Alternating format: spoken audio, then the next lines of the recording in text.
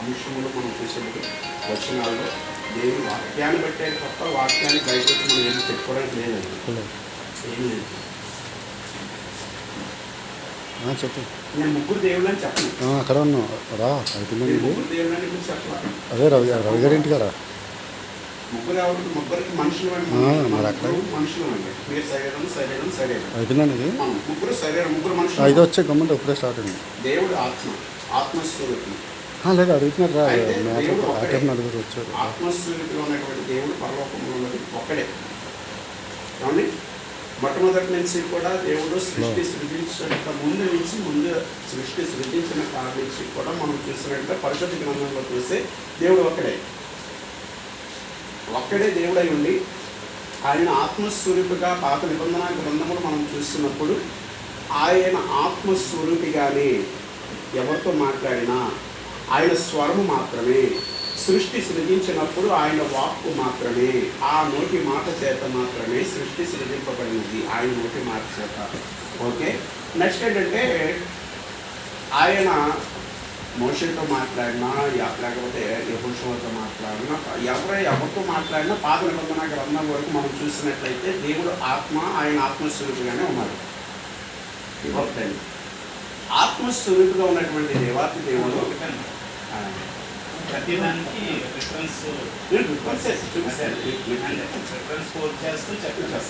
అంటే మీకు మాస్టర్ గారు కాబట్టి మీరు అందరూ తెలుసు కాబట్టి అంటే ఇప్పుడు నేను చెప్పేదా అంతా కూడా మీకు అవగాహన వచ్చేస్తూ ఉంటుంది. పక్కవాడు కనుక చెప్పొచ్చు.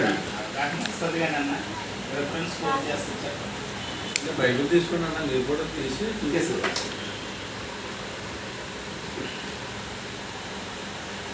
ఒక హాఫ్ అన్ అవర్ మాట్లాడారు. ఒక హాఫ్ అన్ అవర్ అనుకున్నది ఇప్పుడు తెలుపుమా అయితే లేదు. ఇది వచ్చిన ఆధారంతో ఇలా ఉందని బైబిల్ చేసి చెప్తే ఇదిగా అందరూ చెప్తారనుకోండి. కానీ ఆధారాన్ని మాట్లాడినప్పుడు బైబిల్లో కనపట్లేదు. అలాగే చెప్తే నేను నమ్ముతాను. స్టార్ట్ అండి.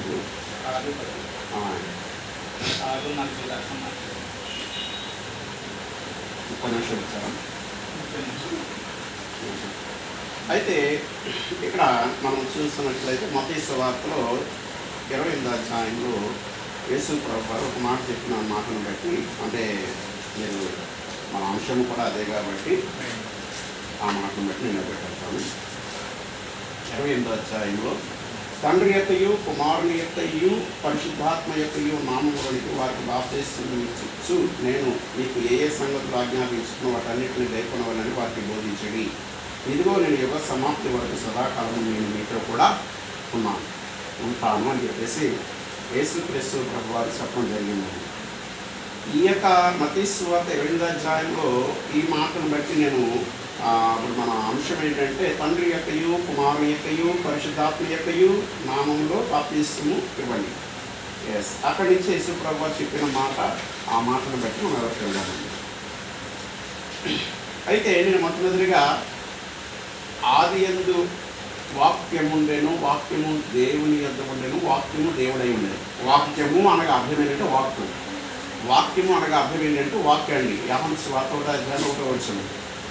ఆ వాక్కు చేత మొట్టమొదటిగా సృష్టి సృజించినటువంటి దేవుడు అక్కడ మొదలుకొని తర్వాత ఆయన ఆత్మస్వరూపిగానే ఆయన ఎవరితో మాట్లాడినా మీరు మొట్టమొదటి ఆది కాండం నుంచి మలాఖీ గ్రంథం వరకు చూసినప్పుడు ఎక్కడైనా సరే ఆయన ఆత్మస్వరూపిగానే, ఆయన స్వరం మాత్రమే అనేక మంది విన్నారు, ఆయన ఎవరికి కనబడలేదు.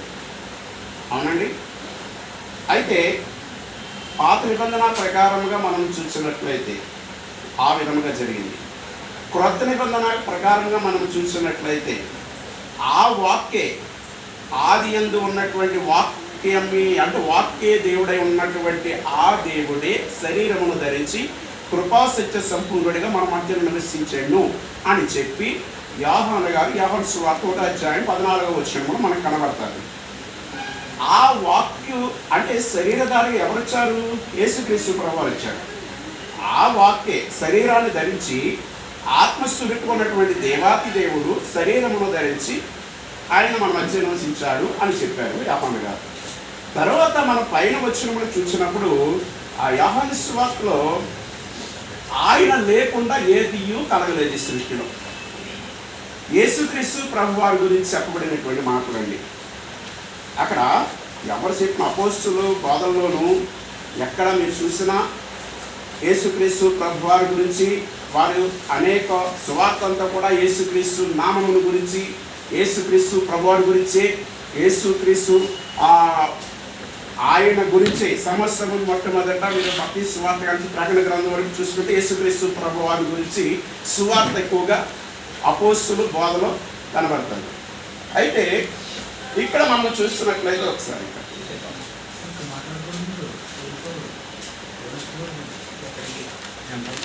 మధ్యలో యోహాను సువార్త.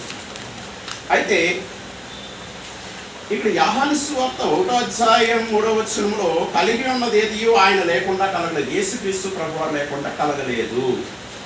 అయితే ఆయనలో జీవం ఉండెను, ఆ జీవం మనుషులకు వెలుగై ఉండెను, ఆ వెలుగు చీకటిలో ప్రకాశించున్నది కానీ చీకటి దాన్ని గ్రహింపలేదు. ఒకటి ఓకే. అయితే అది అయిపోయిన తర్వాత యేసుక్రీస్తు ప్రభువారి గురించి లోకం ఆయన మూలముగా కలిగెను 10వ వచనం, 1వ అధ్యాయం 10వ వచనం యోహాను సువార్త. లోకము ఆయన మూలముగా కలిగెను కానీ లోకం ఆయనను తెలుసుకొనలేదు. ఎస్, ఇదండి ఎవరి మూలంగా కలిగింది? ఆది యందు వాక్యమై ఉన్న దేవుడు, ఆ వాక్కు అయి ఉన్నటువంటి దేవుడు శరీరమును ధరించి శరీరధారిగా ఈ లోకంలో జీవించినటువంటి యేసుక్రీస్తు ప్రభువారి మూలముగా కలిగినది. కలిగి ఉన్నది ఏది ఆయన లేకుండా కలగలేదు. ఇది సత్యము, యథార్థత. అంటే వాక్యమును మనం చాలా జాగ్రత్తగా పరిశీలించాలి, గ్రహించాలండి. అయితే ఎప్పుడైతే ఆయన లేకుండా సృష్టి ఏమీ కలగలేదు, యేసుక్రీస్తు ప్రభువారు లేకుండా అని వాక్యం సెలవేస్తుంది 1వ అధ్యాయం అంతా కూడా. ఆయన లేకుండా ఏది కలగలేదు గనుక లోకం ఆయన మూలముగా కలిగినది కనుక లోకము ఆయనను తెలుసుకొనలేదు. ఇప్పటికీ చాలా మంది తెలుసుకునే పరిస్థితిలో ఉన్నారు యేసుక్రీస్తు ప్రభువారి గురించి. అప్పుడే కాదు, ఆ కాలంలో యేసుక్రీస్తు ప్రభువారు 33 సంవత్సరములు లోకంలో సంచరించినప్పుడు కూడా శిష్యులు 12 మంది ఆయనతో కూడా తిరిగిన సందర్భాల్లో ఆయన చేస్తున్న కార్యాలు, అద్భుతాలు ఆయన్ని చూసి పుట్టి గురుడి వారికి చూపించిన, పుట్టి మూగవారికి మాటలు ఇచ్చిన, పుట్టి ఇది పక్షకాల రోగులకి లేకపోతే కుంటి వారికి స్వస్థపరిచిన, అయితే చనిపోతున్న వారిని తిరిగి లేపిన, ఎన్ని చేసినా సరే 12 మంది శిష్యులు కూడా ఆశ్చర్యపోయారు తప్ప ఈయనను ఏమని తెలుసుకోలేకపోయారంటే దేవునిగా తెలుసుకోలేకపోయారు, గుర్తించలేకపోయారు. సృష్టి ఆయన మూలముగా కలిగినది, సమస్యను ఆయన లేకుండా ఎదియో కలగలేదు అని చెప్పి వాక్యం సెలవిస్తూ ఉన్నది. అయితే తర్వాత మనం చూసినప్పుడు అనేక సందర్భాల్లో మొదటి కొరింథీయులకు రాసిన పత్రికలో నేను ఒక మాట ఒకసారి జ్ఞాపకం చేయాలని ఆశపడుతున్నాను. కొరింథీయులకు రాసిన పత్రిక 8వ అధ్యాయం, మొదటి కొరింథీ 8వ అధ్యాయం 6వ వచనం. ఆకాశం అందైన భూమి మీద నేను దేవతలను వెళ్ళినను మనకు ఒక్కడే దేవుడు ఉన్నాడు, ఆయనే తండ్రి, ఆయన నుండి సమస్తమును కలిగెను, ఆయన నిమిత్తము మనమున్నాము, మరియు మనకు ప్రభు ఒక్కడే, ఆయన యేసుక్రీస్తు, ఆయన ద్వారా సమస్తమును కలిగెను, మనము ఆయన ద్వారా కలిగిన వారు. ఇక్కడ ప్రభు ఒక్కడే, ప్రభు ఒక్కడే, దేవుడు ఒక్కడే, విశ్వాసం ఒకటే, బాప్తిస్మం ఒకటే. అయితే ఇక్కడ పౌలు గారు ఏం చెప్తున్నారంటే 8వ అధ్యాయం 7-6 వచనము చూసినప్పుడు అక్కడ యేసుక్రీస్తు అంటే ప్రభు ఒక్కడే, ఆయనే యేసుక్రీస్తు, ఆయన ద్వారా సమస్తమును కలిగిను, మనము ఆయన మూలముగా కలిగిన వారు, మనము ఆయన మూలముగా. ఎలా అంటే అక్కడ వాక్యాన్ని చాలా జాగ్రత్తగా పరిశీలించాలి. ఈ సృష్టి అంతా కూడా యేసుక్రీస్తు మూలముగా కలిగినది. ఈ సృష్టిలో యేసుక్రీస్తు ప్రభువారు మూలముగా మనము కలిగి ఉన్నాము అంటున్నాడు. ఎస్, సత్యం ఇది, యథార్థం. ఎక్కడ యేసుక్రీస్తు ప్రభువారు ఉన్నారు? సృష్టి సృజించినప్పుడు యేసుక్రీస్తు ప్రభువారు ఉన్నారు అంటున్నాడు. సృష్టి సృజించినప్పుడు యేసుక్రీస్తు మూలముగా మనం కలిగి ఉన్నాం అంటున్నాడు. అంటే ఆదాముని అవ్వను చేసినది అక్కడ యేసుక్రీస్తు మూలముగా వారిద్దరు చేయబడ్డారు కనుక వారిద్దరి నుంచి వచ్చిన అటువంటి ఈ లోకం సమస్యల తర్వాత వచ్చిన ప్రజలందరూ కూడా, మనుషులందరూ కూడా, అందరూ కూడా ఆయన మూలముగా, మనము ఆయన మూలముగా కలిగిన వారు అంటున్నాడు. ఓకే. అయితే ఇదే విషయాన్ని మనం చూసినట్లయితే ఎందుకు ఈ మాట నేను చెప్పానంటే యోహాను అపోస్తల కార్యములు 20వ అధ్యాయం 28వ వచనం ఒకసారి చూద్దామండి. అపోస్తల కార్యములు 20వ అధ్యాయం 28వ వచనం. నేను కొన్ని లోతైన మర్మములు తెలియపరచాలని ఆశపడుతున్నాను. చదవండి. ఇక్కడ ఏమనుకుందంటే దేవుడు అనేక ప్రతులలో ప్రభు అని తన స్వరక్తమిచ్చి దేవుడు తన స్వరక్తమిచ్చి సంపాదించిన తన సంఘము అని చెప్పి రాయబడి ఉన్నది. ఇక్కడ దేవుడు అన్న చోట 4 ఫుట్నోట్ల కింద ఏమన్నది చూడండి, ప్రభువు అని ఉంది. అంటే దేవుడు తన స్వరక్తమిచ్చి అంటే దేవుడు అనగా ప్రభువు అని ఇక్కడ రాయబడి ఉన్నది ఫుట్నోట్లో. అంటే దేవుడు అన్న ప్రభు అన్న ఒకటే, ఇక్కడ ఏ మాత్రము సందేహము లేదు. దేవుడు అన్న ప్రభు అన్న ఒకటే. ప్రభు వేరు దేవుడు వేరు కాదండి. ఇక్కడ ప్రభు వేరు కాదు, దేవుడు వేరు కాదండి. దేవుడు అన్నా ప్రభు అన్నా ఒకటే, ప్రభు అన్నా దేవుడు అన్నా ఒకటే. అయితే ఇక్కడ మనం చూస్తే అక్కడ మోషే నిర్గమాకాండములో 3వ అధ్యాయంలో మనం చూసినప్పుడు దేవుడితో మోషే మాట్లాడినప్పుడు కూడా ప్రభువా ప్రభువా అని పిలవడం అనేక సందర్భాల్లో దేవుడిని ప్రభువుగా పిలుచున్న సందర్భాలు ఉంటాయి. ఇక్కడ దేవుడు అనగా పుట్టినట్లు 4 ప్రభు అని ఎందుకు ఇచ్చాడంటే ప్రభువు అంటే దేవుడు, దేవుడు అంటే ప్రభు. అందుకే ప్రభు ఒక్కడే, దేవుడు ఒక్కడే, విశ్వాసం ఒకటే, బాప్తిస్మం ఒకటే అని ఎఫెసీయులకు రాసిన పత్రికలో పౌలు గారు చెప్పారండి. మనం చూసినట్లయితే ఆ 4వ అధ్యాయంలో మనకి ఆ విషయాలు మనకు కనబడతాయి. అయితే ఇక్కడ నేను ఈ విషయం ఎందుకు చెప్తున్నానంటే ప్రభువు అంటే దేవుడే, దేవుడు అనగా ప్రభువే. అయితే దేవుడు ఆత్మ, దేవుడు ఆత్మ కనుక ఆయన ఆరాధించేవారు ఆత్మతో సత్యముతో ఆరాధించాలని యేసుక్రీస్తు ప్రభు వారు యోహాను సువార్త 4వ అధ్యాయం 24వ వచనంలో చెప్పడం జరిగిందండి సమరయ స్త్రీతోటి. అక్కడ సమరయ స్త్రీతో చెప్పిన మాటల్లో ఒకసారి ఎందుకంటే చాలా మట్టికి కొంతమంది వేరు చేస్తున్నారు. ఇక్కడ ప్రభు వేరు దేవుడు వేరని. నో, దేవుడు అన్న ప్రభు అన్న ఒకటే, ప్రభు అంటే దేవుడే. అయితే ఆ దేవుడే ఏం చేశాడో చూడండి ఒకసారి ఆ సందర్భాన్ని. ఇర్మియా గ్రంథం 31వ అధ్యాయం 31వ వచనం ఒకసారి చదవండి. ఎవరైనా తొందరగా చదవగలిగిన మాట చదువు. 31వ అధ్యాయం 31వ వచనం. ఇదిగో నేను ఇశ్రాయేలు వారితోను యోధా వారితోను క్రొత్త నిబంధన చేయు దినములు వచ్చుచున్నవి. సరిపోతండి. క్రొత్త దినములు చేయు దినములు వచ్చుచున్నవి. నేను చేస్తాను, క్రొత్త నిబంధన చేస్తాను. ఎందుకు అక్కడ ఇర్మియా గ్రంథంలో ఇర్మియా భక్తుడి ద్వారాగా దేవుడు ఎందుకు అక్కడ మాట పలికాడు? నేను క్రొత్త నిబంధన చేసే దినాలు వస్తాయి, ముందు నేను క్రొత్త నిబంధన చేస్తాను అని అన్నాడు. క్రొత్త నిబంధన చేస్తానని చెప్పినప్పుడు దేవుడు ఎందుకనంటే ఈ పాత నిబంధనను ఏం చేశాడు ఒకసారి అపోస్తలుడు పౌలు గారు చెప్తున్నారు చూడండి. ఇంకా నేను కొన్ని మాత్రమే చూపిస్తున్నాను. ఆ 1 కొరింథీయులకు రాసిన పత్రిక 3వ అధ్యాయం 1 కొరింథీయులకు రాసిన పత్రిక 3వ అధ్యాయం 14వ వచనం 13వ వచనం చూడండి. ఆ 2 కొరింథీయులకు రాసిన పత్రిక 2 కొరింథీయులకు రాసిన పత్రిక 3వ అధ్యాయం 14వ వచనం. ఇక్కడ గమనించాలి, చాలా జాగ్రత్తగా గమనించండి. మరియు వారి మనస్సులు కఠినములైన కనుక నేటి వరకు పాద నిబంధన చదవబడినప్పుడు అది క్రీస్తు నందు కొట్టి వేయబడినని వారికి తేటపరచబడక ఆ ముసికే నిలిచి ఉన్నది. పౌలు స్పష్టంగా చదివిస్తున్నారు.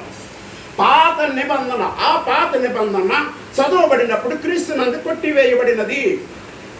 ఎందుకంటే యేసుక్రీస్తు ప్రభు వారు ఈ లోకానికి రాకపోతే పాత నిబంధన ఇప్పటికీ మనము అదే పాత నిబంధన క్రింద మనం ఉండేవాళ్ళం. కానీ యేసుక్రీస్తు ప్రభు వారు రావడం ద్వారా పాత నిబంధన క్రీస్తునందు కొట్టివేయబడిందని స్పష్టంగా సెలవిస్తున్నారు. ఎలా కొట్టివేయబడింది అంటే కొట్టివేయబడడానికి కారణం ఏంటి? నేను క్రొత్త నిబంధన చేస్తానన్నాడు ఆయన. ఎలా చేస్తున్నాడు ఆయన? యేసుక్రీస్తు ప్రభు వారు రాకపోతే పాత నిబంధన గ్రంథము కిందే మనం ఉండే క్రొత్త నిబంధన లేదని మనకి యేసు ప్రభు వారు రాకపోతే పాత నిబంధన కొట్టివేయడం అంటే దానికి అర్థం ఏంటంటే ఒకసారి 14వ వచనం కూడా చదువుతున్నాను, వినండి ఒకసారి చూడండి. నేటి వరకు మోషే గ్రంథము వారు చదువునప్పుడల్లా ముసుగు వారి హృదయం మీద ఉన్నది, కానీ వారి హృదయము ప్రభు వైపు ఎప్పుడు తిరుగునో అప్పుడు ముసుగు తీసివేయబడను. ప్రభువే ఆత్మ, ప్రభు యొక్క ఆత్మ ఎక్కడ ఉందో అక్కడ సొత్తు అనమాట. ప్రభువే ఆత్మ అంటే దేవుడే ఆత్మ. గమనించండి, నేను అపోస్తల కార్యములు 20వ అధ్యాయం 28వ వచనం చూపించాను. దేవుడు అన్న చోట 4 ఫుట్ నోట్ల కింద ప్రభు అని ఉంటుంది. దేవుడు అన్న ప్రభు అన్న ఒక్కటే, వేరు చేయకూడదు. అది ఎవరికి సాధ్యం కాని పని చేయకూడదు. ఇప్పుడు వేరుగా చేస్తున్నారండి, దేవుడు వేరు ప్రభు వేరని, అది చేయకూడదు.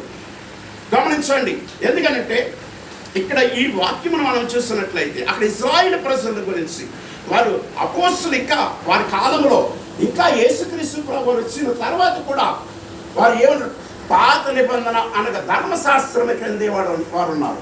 కానీ ఈ మోషే, దేవుడు మోషేకి ఇచ్చినటువంటి ధర్మశాస్త్రము, అందుకే అంటున్నాడు మోషే గ్రంథము వారు చదువునప్పుడల్లా ముసుగు వారి హృదయం మీద ఉన్నది.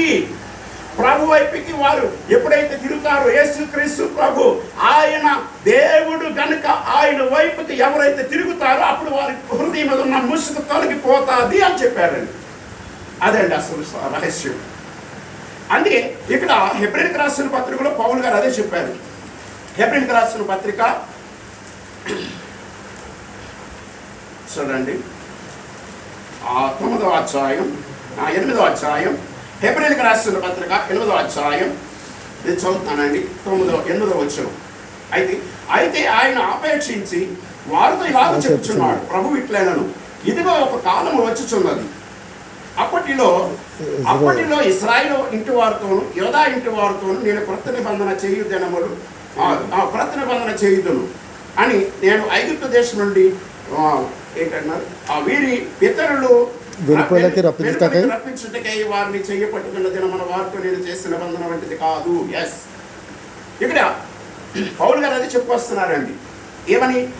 హెబ్రీయులకు రాసిన పత్రిక 8వ అధ్యాయం 8వ వచనం నేను చదివిన మాట. ఇందాక యెరెమీయా 31:31లో దేవుడు అక్కడ పలికినటువంటి మాట ఇక్కడ పౌలు గారు గుర్తు చేస్తున్నారు. ఏమని? ఇశ్రాయేలు వారి ఇంటి వారితో యోధా ఇంటి వారితో నేను క్రొత్త నిబంధన చేస్తాను అని చెప్పి తర్వాత ఆ 11వ వచనం చదువుతున్నాను. 13వ వచనం.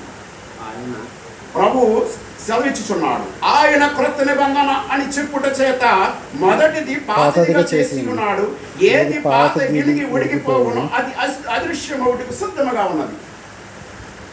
పాతది ఏం చేస్తున్నాడంటే ఆయన చెప్పిన మాట క్రొత్త నిబంధన అని చెప్పుట చేత, అంటే నేను క్రొత్త నిబంధన చేస్తానని దేవుడు అప్పుడే చెప్పాడు ఇర్మీయా ద్వారాగా. ఆ చెప్పిన మాటను బట్టి ఏం చేస్తున్నాడంటే మొదటిది పాతదిగా చేసి ఉన్నాడు. పాత గిలిగి ఏది పాత గిలిగి ఉడికిపోవునో అది అదృశ్యమవుడికి సిద్ధముగా ఉన్నది, నిర్మూలమవుడికి సిద్ధముగా ఉన్నది. పాత నిబంధన గురించి ఒక నిబంధన దేవుడు చేశాడు, ఇచ్చాడు. ఏదైనా మొట్టమొదటి ఒక నిబంధన, పాత నిబంధనని దేవుడు మనకి ఇశ్రాయేలు ప్రజలకి యోధా వారికి ఇచ్చాడు.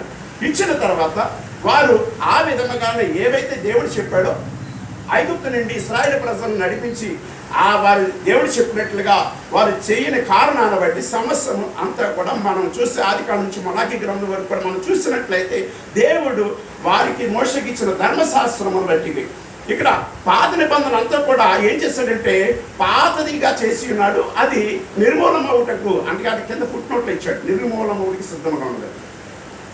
క్రొత్త నిబంధన కిందే ఇప్పుడు యేసుక్రీస్తు ప్రభు వచ్చిన కానీ అపోస్తలులు కానీ మనం కానీ యేసుక్రీస్తు రాకడ వరకు కూడా క్రొత్త నిబంధన క్రిందనే మనం ఉండాలి, క్రొత్త నిబంధన ప్రకారంగానే నడుచుకోవాలి, క్రొత్త నిబంధన ప్రకారంగానే జీవించాలి. ఎవరు కూడా పాత నిబంధన ప్రకారంగా జీవించడానికి హక్కు లేదండి. ఈ రోజున ఏ క్రైస్తవుడైనా సరే పాత నిబంధన అది క్రీస్తు నందు కొట్టివేయబడి ఉన్నదన్న వాక్యం సత్యము.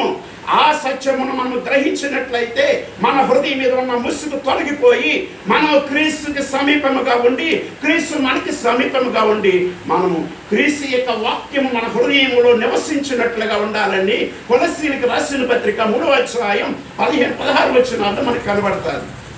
ఎందుకంటే మీరు క్రీస్తు యొక్క వాక్యమును సమృద్ధిగా మీలో నివసింపనియండి అంటున్నారు యేసు క్రీస్తు ప్రభువారు. చూడండి, మనము చూసినట్లయితే ఇంకా నేను అనేక విషయాలు చెప్పడానికి నేను సిద్ధపడతాను, కానీ ఏంటంటే కొన్ని విషయాలు నేను విడిచిపెడుతున్నాను, గమనించాలి. ఒకసారి చిన్న విషయం, ఏది కాదండి, ఒకసారి వినండి. అదా అంటే నేను విషయం ఏంటంటే కొన్ని విషయాలు ఇక్కడ యేసుక్రీస్తు ప్రభువు చూడండి, అపోస్తులు ఎక్కువగా యేసుక్రీస్తు నామాన్ని ప్రకటించారు. మీకు తెలుసు, తెలియదేం కాదు. ఏమని ప్రకటించారు? ఆయన నామములోనే మానవునికి పాపక్షమాపణ ఉన్నది. అంటే అపోస్తుల కార్యములో 10వ అధ్యాయము 43వ వచనంలో మాట మనకు కనబడుతుంది. అక్కడ ఆ మాట కూడా ఒకసారి మనం చదివితే బ్రదర్స్ అండి. అపోస్తుల కార్యం నేను చదివేస్తాను. చెప్పండి 10వ అధ్యాయము చెప్పండి. ఇదిగోండి 43వ వచనం. ఆయన యందు విశ్వాసం ఉంచి వాడెవడో వాడు ఆయన మూలముగా పాప క్షమాపణ పొందినని ప్రవక్తలందరూ ఆయనను గూర్చి సాక్ష్యం ఇచ్చుచున్నారు. ఇక్కడ పాప క్షమాపణ, మానవుడికి పాప క్షమాపణ కలగాలంటే యేసుక్రీస్తు నామము మూలముగానే పాప క్షమాపణ ఉన్నది అని స్పష్టంగా ప్రవక్తలందరూ సాక్ష్యం ఇచ్చారు. ఇప్పుడు మనం కూడా సాక్ష్యం ఇచ్చేది అదే, ఇవ్వాలి. ఎందుకంటే నేనే దేవుడను, నేను తప్ప వేరే దేవుడు లేడు, నేను తప్ప వేరొక రక్షకుడు లేడు, నేనే రక్షకుడు అని చెప్పి యెషయా గ్రంథములో 43వ అధ్యాయం 12వ వచనం మనకి దేవుడు స్పష్టంగా సెలవిచ్చాడు, మీరు నాకు సాక్షులుగా ఉండండి అని. అయితే నేనే దేవుడను, నేను తప్ప వేరే దేవుడు లేడు, రక్షకుడు లేడు అని చెప్పి ఆయన ఆ పాత నిబంధన కాలములో పలికినటువంటి అసలైన స్పష్టంగా సెలవిచ్చినటువంటి మాట ఇస్తే ఆయన, ఎందుకనంటే ఆ రోజు ఆయన నామమును వ్యర్థముగా ఎవరు ఉచ్చరించకూడదు. ఆయన నామమును, యెహోవా నామములో సమస్తము అంతా కూడా మనకి ఆదికాండం మొదలుకొని మలాకి గ్రంథం వరకు మాత్రమే యెహోవా నామమును ఎవరైనా సరే ఘనపరిచేది, మహిమపరిచేది. ఎందుకనంటే పాత నిబంధన క్రీస్తునందు కొట్టివేయబడినది. ఇర్మీయా గ్రంథంలో ఒక మాట ఉంటుంది, ఎందుకంటే యెహోవా నామమును, నా నామమును నేను కొట్టివేయ దినములు కూడా వస్తాయి అన్నాడు ఆయన. యెహోవాను నా నామమును కొట్టివేస్తానని కూడా చెప్పాడు. అయితే ఒకసారి చెప్తానండి, చూడండి అని చెప్తాను నాకు మళ్ళీ. అయితే క్రొత్త నిబంధన అని చెప్పుడు చేత పాదది చేసి ఉన్నాడు, పాత నామమును, అది సమస్యము ఉన్నది. ఇక్కడ ఈ నిబంధన అనేది, క్రొత్త నిబంధన అనేది మత్తయి సువార్త అంటే ప్రకటన గ్రంథం వరకు మనకు వచ్చింది.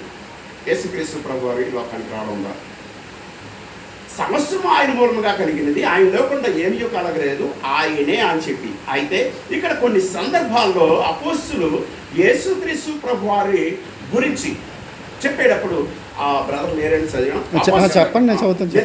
15వ అధ్యాయం చూడండి, 15వ అధ్యాయం 25వ వచనం. 15వ అధ్యాయం 25వ వచనం.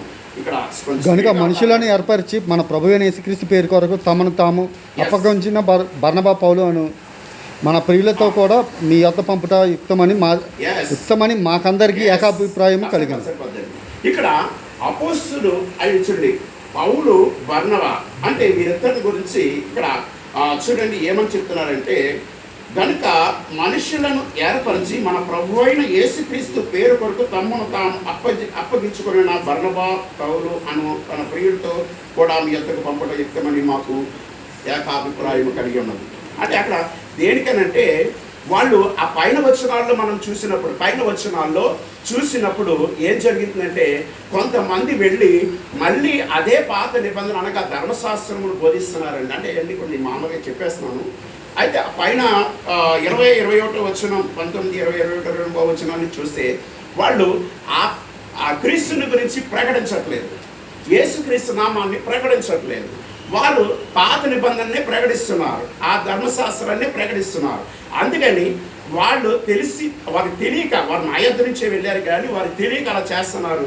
కానీ వీళ్ళు ఎవరు అనంటే యేసుక్రీస్తు నామము కొరకు వారు తమ్మును తాము అప్పగించుకున్నవారు. వీళ్ళు వస్తారు, యేసుక్రీస్తు నామాన్ని ప్రకటిస్తారని చెప్పేసి అక్కడ అపోస్తులు వారు చెప్పారు, పంపించారు. అయితే ఇంకా మనం చూస్తున్నట్లయితే యేసుక్రీస్తు నామములోనే మానవునికి, ఎందుకంటే అపోస్తుల కార్యం 10వ అధ్యాయం 43వ వచనం చెప్పాను, ఆయన నామం మూలంగానే పాపక్షమాపణ. యేసుక్రీస్తు ప్రభు వారు నా నామము మీరు ఏమడిగినా నేను చేస్తాను, యోహాను సువార్త 14:14. ఆయన ఏం చెప్పారంటే ఫిలిప్పు యేసు ప్రభు వారి దగ్గరికి వచ్చి, ప్రభువా తండ్రిని కనపరుచు మాకు ఒకసారి అంటే, అయ్యా ఇంతకాలం నీ యొద్ద నేను నీ యొద్ద ఉన్నాను కదా, నన్ను మళ్ళీ ఇంకా తండ్రిని కనపరచమంటావేంటి, నేనే ఆయన నేను అన్నట్టుగా అక్కడ చెప్పడం జరిగింది. తండ్రి నేను ఏకమై ఉన్నాము, తండ్రిని కనపరుచు అని అంటే యెహోవాని కనపరుచు మాకు, నీ తండ్రి యెహోవా నీ తండ్రిని కనపరుచు అని చెప్పాడు. నేనే ఆయన్ను. పిలుపుతో అక్కడ యోహాను సువార్త 14వ అధ్యాయము 6, 7, 8 వచనాలు చూస్తే, నేనే సత్యము, నేనే జీవము, నేనే మార్గము, నా ద్వారా తప్ప పరలోకానికి నా తండ్రి యొద్దకు ఎవ్వరు రాలేరని చెప్పేసి యేసుక్రీస్తు ప్రభువు. ఈ లోకములు ఈ ప్రపంచంలో ఎవరైనా సరే యేసుక్రీస్తు ప్రభు నామాన్ని పట్టుకొని పరలోక రాజ్యానికి వెళ్ళాలి తప్ప ఏ నామంలో కూడా పరలోకానికి వెళ్ళడానికి అవకాశం లేదండి.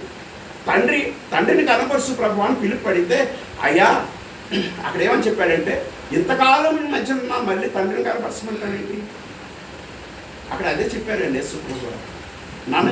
నన్ను చూస్తే నువ్వు ఆయనే నేనే ఆయన అని. అలాగే ఇంకొక సందర్భంలో యేసుక్రీస్తు ప్రభు వారి దగ్గరికి వచ్చి యోహాను సువార్త 8వ అధ్యాయంలో మనం చూస్తే అక్కడ ఒక మాట 19వ వచనంలో ఒక మాట ఉంటుందండి. యోహాను సువార్త చూడండి, అక్కడ ఒక వ్యక్తి వచ్చి యేసు ప్రభు వారి దగ్గరికి వచ్చి అడుగుతాడు, అయ్యా వారిని తండ్రి ఎక్కడనే ఉన్నాడని ఆయన అడగగా, యేసు మీరు నన్నైనను నా తండ్రినైనను ఎరుగరు, నన్ను ఎరిగి ఉంటిరా నా తండ్రిని కూడా ఎరిగి ఉందిరని వారితో చెప్పాను. యోహాను 8:19.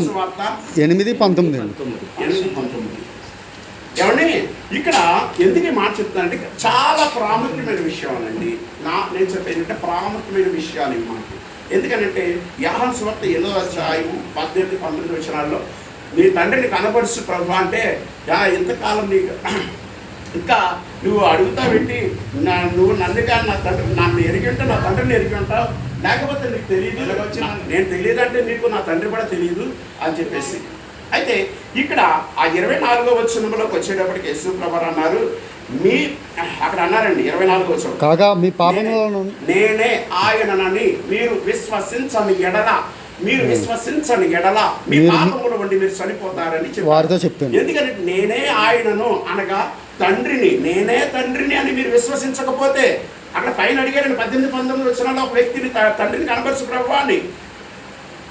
తండ్రి అంటే అక్కడ తండ్రిని కనపరుచు, నేనే తండ్రిని అని చెప్పి మీరు విశ్వసించకపోతే మీ పాపముల వంటి మీరు చనిపోతారని స్పష్టంగా యేసుక్రీస్తు ప్రభు సెలవిచ్చారండి.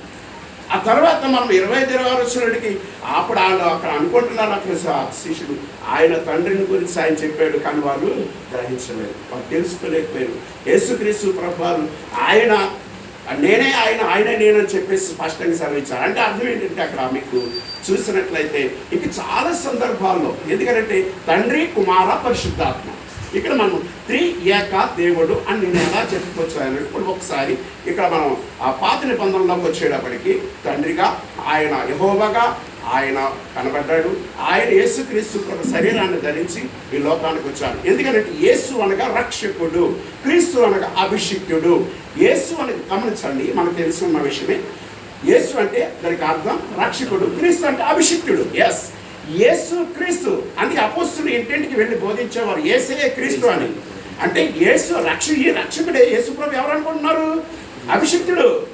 క్రీస్తు, ఆయనే క్రీస్తు అంటే అభిషిక్తుడు అని చెప్పి ఎలా ప్రకటించారంటే, ఒకసారి ఆ విధముగా ఇంటింటికి వెళ్ళి బోధించేవారు. ఒకసారి ఆ మాటను కూడా మీకు సెలవు ఒకసారి చూపించాలండి. యోహాను సువార్త 4వ అధ్యాయం 25వ వచనం. అప్పుడు సమరీ స్త్రీతో యేసు ప్రభు వారు మాట్లాడేటప్పుడు అప్పుడు ఆ సమరీ స్త్రీ అంటది, ఆ స్త్రీ ఆయనతో క్రీస్తు అనబడిన మెస్సయ్య వచ్చునని, ఆ స్త్రీ ఆయనతో క్రీస్తు అనబడిన మెస్సయ్య వచ్చునని నేను ఎరుగుదును, ఆయన వచ్చినప్పుడు మాకు సమస్తము తెలియజేయమని చెప్పగా, యేసు నీతో మాట్లాడుచున్న నేనే ఆయనను అని చెప్పాను. నేనే. మీరు ఎవరి గురించి అయితే ఎదురు చూస్తున్నారో అప్పుడు ఎవరి గురించి? క్రీస్తు అనబడిన. ఇక్కడ ఏమన్నదంటే సమరస్త్రీ, ఇదిగో చూడండి, క్రీస్తు అనబడిన మెస్సయ్య వస్తాడు, ఆయన గురించి మేము ఎదురు చూస్తున్నాము, ఆయన సమస్య మాకు తెలియపరుస్తాడు అని మేము ఎదురు చూస్తున్నాం ప్రభు అని అడిగితే, అక్కడ మీరు ఎదురు చూస్తున్నటువంటి క్రీస్తు అనబడిన మెస్సయ్య నేనే అని చెప్పి యేసు ప్రభు చెప్పారండి. ఇది స్పష్టం, ఖచ్చితం, ఇది సత్యం. ఇది అప్పుడు తర్వాత ఒకసారి మనము దానియేలు గ్రంథం 9వ అధ్యాయం ఒకసారి జస్ట్ నాకు ఒక 2 minutes కావాలన్నా ఇవ్వండి, ఎందుకంటే మనం టైం తీసుకున్నాను. తీసుకోండి 2 minutes కావాలంటే ఇవ్వండి. దాని ఎరగలం, ఎందుకంటే మనకి సబ్జెక్ట్ క్లియర్ అవ్వాలండి. అది 9:25 చదవండి.